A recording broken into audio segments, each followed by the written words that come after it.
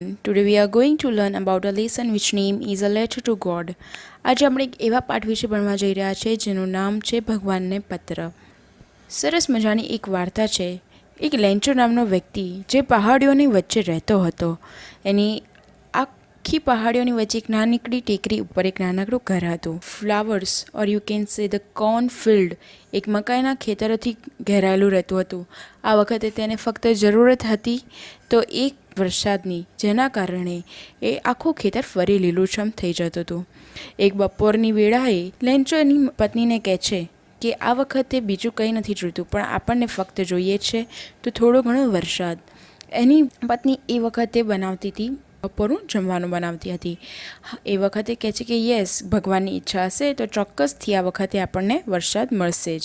જે છોકરાઓ હતા એમાંથી મોટા છોકરાઓ જે હતા એ ખેતરમાં કામ કરી રહ્યા હતા અને નાના છોકરાઓ એ લોકો નજીક ઘરની રમી રહ્યા હતા.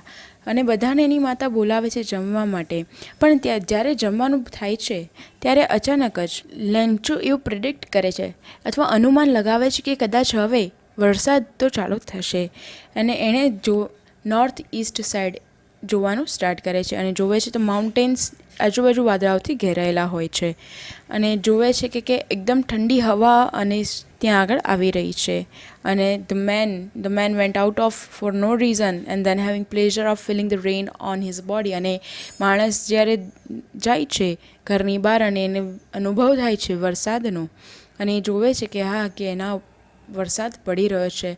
પણ એકદમ જ અચાનક થંભાઈ જાય છે અને કહે છે કે ઓ, this aren't raindrops falling from the sky. They are now coins. The big drops are the 10-cent pieces and the little ones are fives. એટલે કહે છે કે અરે, આ તો વરસાદ નથી, આ તો છે એક મોટા મોટા સિક્કાઓની જેમ પડેલા ફોરા છે. નાના નાના ફોરા જે છે એ 5 પૈસા અને મોટા મોટા ફોરા 10 પૈસાના જેવા છે. અને એકદમ જ એના કહેવાય ને, જે વરસાદની ખુશી એકદમ જ એને દુઃખમાં પરિવર્તન થઈ જાય છે. અને એ તરત જ જાય છે અંદર. ત્યાં જોવે છે કે strong wind starting blowing on his valley and hailstone start began to fall. મતલબ એકદમ જ વરસાદની સાથે સાથે કરા પણ પડવાનું સ્ટાર્ટ થઈ જાય છે. It's really getting bad now exclaim the man. Lencho કહે છે કે અત્યારે તો પરિસ્થિતિ ખૂબ જ ખરાબ થઈ રહી હતી. એણે તો એવું ધાર્યું હતું કે વરસાદ પડી રહ્યો છે, પણ આ તો તદ્દન અલગ જ થઈ રહ્યું છે. એ મનમાં ને મનમાં ઉદ્ગારે છે કે I hope it pass quickly. આ જલ્દી શું થઈ જાય, પાસ થઈ જાય. પણ આ પાસ એવું હતું જ નહીં જલ્દીથી.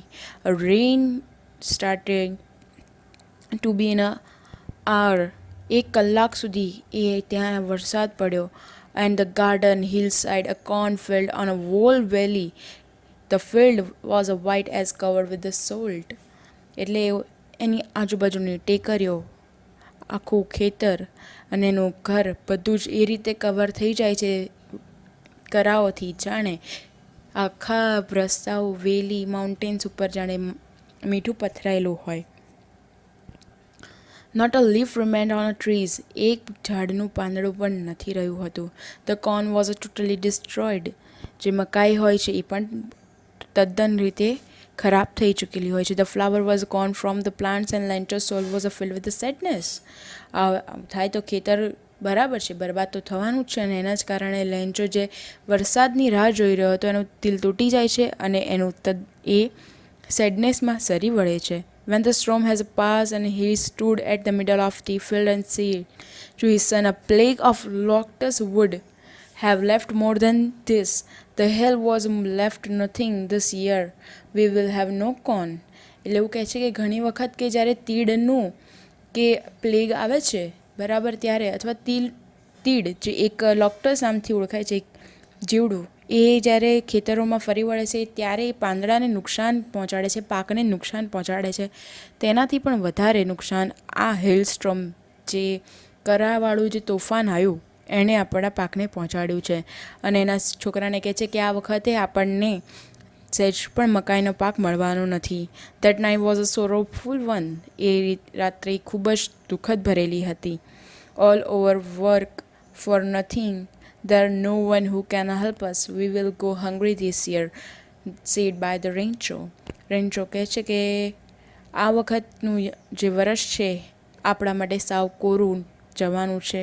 આપણે જે પણ કામ કર્યું છે એ બધું જ પાણીમાં વહી ગયું છે એન્ડ આ વખતે આપણને કોઈ પણ મદદ કરી શકશે નહીં. So here was a given sum the oral comprehension check. Please go through the second link which I will send for the question and answer. So what the next part is, but in the heart of all who lived in the solitary house in the middle of the valley there was a single hope, help from the God. હા, આપણે જીવીએ છીએ તો કંઈ પણ ખરાબ થાય છે તો એના માટે ભગવાનની એક પાસે આશા હોય છે, તેમ લેન્ચોના મનમાં પણ એક આશા હોય છે. And he said be like, don't be upset even though this seems like a total loss, remember no one dies of hunger. That's what they said, no one dies of hunger. એટલે કહે છે કે દુઃખી ન થા, આ કદાચ આપણો પૂરેપૂરો લોસ નથી, થી મરી જતું નથી. યસ, સાચી વસ્તુ. Although the night Lencho thought only of the his one hope, the help of God. આખી રાત લેન્ચો કોના વિશે વિચારે છે? ફક્ત ને ફક્ત ભગવાન વિશે. whose eye and he had been instructed see everything even what is a deep in his.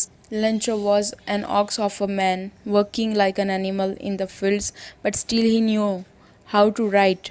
The following Sunday at a daybreak he began to write a letter with himself to carry at town and place him in the mail. It was nothing less than a letter to God. આખી રાત Rancho વિચારતો હોય છે કે શું કરવું, અને પોતાના મગજને ઇન્સ્ટ્રક્શન કન્ટિન્યુઝીમાં આપતો રહેતો હોય છે અને કહે છે કે આમ તો એને બળદ ચલાવવાનું કામ હોય છે બરાબર, પણ એને તેમ છતાં પણ તેને લખતા આવડતું હોય છે. તો બીજા દિવસે સન્ડે હોય છે અને દિવસે રજા હોય. એ દિવસે બેસીને નક્કી કરે છે લેન્ચો કે એ એક લેટર લખશે અને એના માટે એ જશે ટાઉનમાં. અને that letter was nothing but a letter to God. એ બીજું કંઈ નહીં હતું પણ તે હોય છે ભગવાનને પત્ર. He started the writing like God, if you don't help me, my family and I will go hungry this year. I need 100 peso in order to sow my field again and to live until the crops comes because the hailstorm. And he stopped. એણે લખ્યું પત્રમાં કે ભગવાન, જો તમે આ વખતે મને મદદ નહીં કરો તો હું અને મારા આખું પરિવાર એ ભૂખમરાથી આ વખતે આખું વર્ષ મરી જઈશું. મને 100 પૈસા જોઈએ છે. એટલે 100 peso in the sense of Latin American કન્ટ્રીનો એક ચલણી નાણું છે એ પેસોસ. એટલે 100 પેસોસ મને જોશે, જે એના કારણે હું મારા ફિલ્ડ એટલે મારા ખેતરમાં ફરી વખત હું બીજ રોપી શકું અને જેના કારણે ફરી વખત પાક આવે અને હું એને ફરી વખત વેચી શકું. બટ આ હેલસ્ટ્રોમના કારણે બધું જ જે છે એ શું થઈ ગયું છે? નષ્ટ થઈ ગયું છે. He wrote to God and the envelope put the letter inside and still trouble went to the town. At the post office he placed a stamp on the letter and dropped it in to the mail box. એણે envelope ઉપર લખી કાઢ્યું two God. જેમ આપણે સરનામામાં કોઈને મોકલવું હોય તો એના નામ ઉપર સરનામામાં જે વ્યક્તિના ઘરે મોકલવું હોય એ લખીએ, તો લેન્ચોએ લખ્યું ઉપર ટુ ગોડ. અને હજી પણ એને થોડુંક ટ્રબલમાં હતો કે આ મોકલવું કઈ રીતે પોસ્ટ ઓફિસમાં. અને એના ઉપર એણે સ્ટેમ્પ લગાડી અને લેટર ક્યાં કરી દીધું? મેલ બોક્સમાં નાખી દીધું.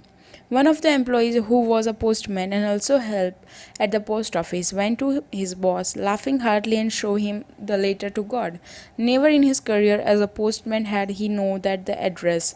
The postmaster, a fat, amiable fellow, also broke out laughing.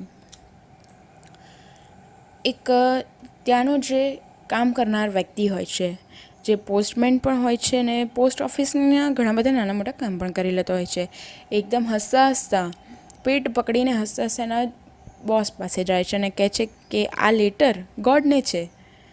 મેં આખું મારા કારકિર્દી દરમિયાન કે ક્યારેય એઝ અ પોસ્ટમેન તરીકે મેં આ એડ્રેસમાં ક્યારેય કોઈ લેટર મોકલ્યો નથી કે કોઈ પત્ર મોકલ્યો નથી.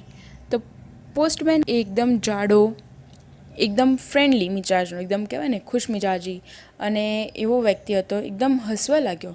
But almost immediately he turn serious and tapping the letter on his desk and commented, "What faith! I wish I had a faith of the man who wrote this letter, starting up a correspondence with God." એકદમ જ હસતા હસતા એ રોકાઈ જાય છે અને કહે છે કે એક મિનિટ, શું વિશ્વાસ છે કે એણે ભગવાનને પત્ર લખી દીધો. એક ફેથ, એક વિશ્વાસ જે ભગવાનમાં છે કે જેના કારણે એની સાથે આત્મીયતા જે જુઓ એ ભગવાનની અંદર કેટલી બધી છે. So in order to not shake the writer's faith in God, the postmaster came up with an idea, the answer the letter. So હવે એને ભગવાનની અંદર શ્રદ્ધા તો જે હતી એ તૂટી ના જાય તેના માટે પોસ્ટમાસ્ટરે એક જવાબ સૂચ્યો કે આપણે એ પત્રનો જવાબ આપીએ.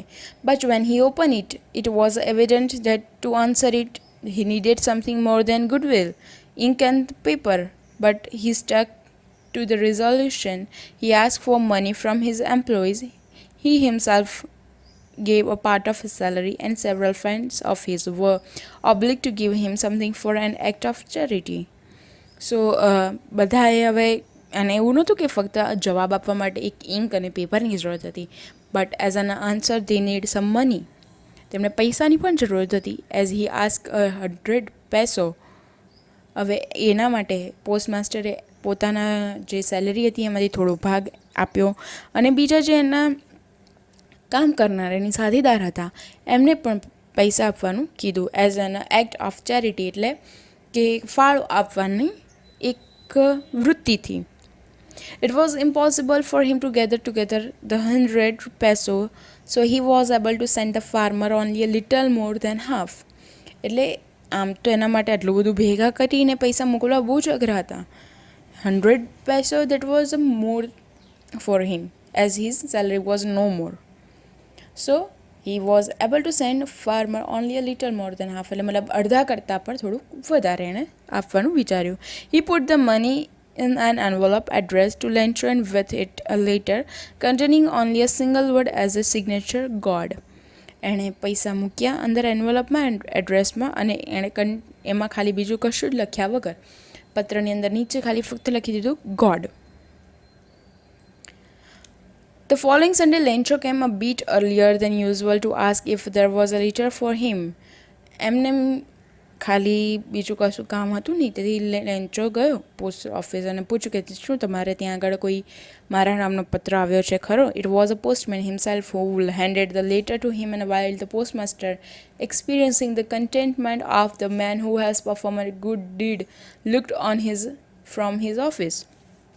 એટલે એ જ વખતે બધા જ અમને જોવા તૈયાર થઈ ગયા કે એકચ્યુઅલમાં એને શું એના એક્સપ્રેશન હશે, what he this was like different satisfaction was. કોઈને પૈસા આપ્યા છે પણ કોઈને કહેતા નથી કે આ પૈસા એના દ્વારા આપવામાં આવ્યા છે, તો એ જે contentment that was an satisfaction, okay, એ અલગ જ હોય છે. અને એ જોવા માટે એના આસપાસના ઓફિસના જે બી સાથીદાર હતા એ જોવા લાગ્યા. Lencho show not the slightly surprised on seeing the money. Lencho જરા પણ આમ કહેવાય ને સરપ્રાઇઝડ, આશ્ચર્યચકિત નહોતો એ પૈસા જોઈને. સચ વોઝ હિઝ કોન્ફિડન્સ, એનો આત્મવિશ્વાસ હતો. બટ હી કેમ angry with he counted the money.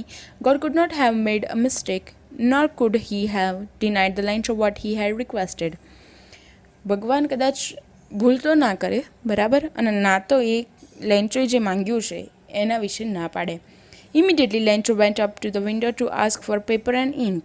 Ink માટે તેના ડેસ્ક ઉપર જાય છે. On the public writing table he started to write with a much wrinkling of his brow caused by the effort he had made to express his ideas. When he finished, he went to the window to buy a stamp which he licked and then affixed to envelope with a blow of his fist. The moment the letter fell into the mailbox, to the postmaster went to open it.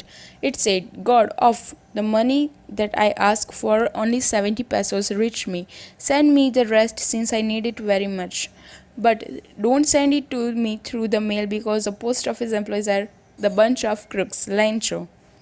So he write the letter to God again, and again એમાં એવું લખે છે કે ભગવાન please હવે આ વખતે તમે જ્યારે પૈસા મોકલો છો ને ત્યારે તમે ભૂલથી પણ આ પોસ્ટ ઓફિસ થ્રુ ના મોકલતા, કેમ કે અહીંના જે બધા છે એમ્પ્લોઈઝ એ લોકો થોડા પૈસા ખાવ છે, કે જેથી કરીને મેં માંગ્યા હતા 100 પેસો અને તમે ફક્ત એમાં જે 70 પેસોસ જ આવ્યા છે, બાકીના 30 પેસો કોણ ખાઈ ગયું છે કે મારા પોસ્ટ ઓફિસના જે બધા લોકો છે એમ્પ્લોઈઝ છે એ લોકો જ ખાઈ ગયા છે.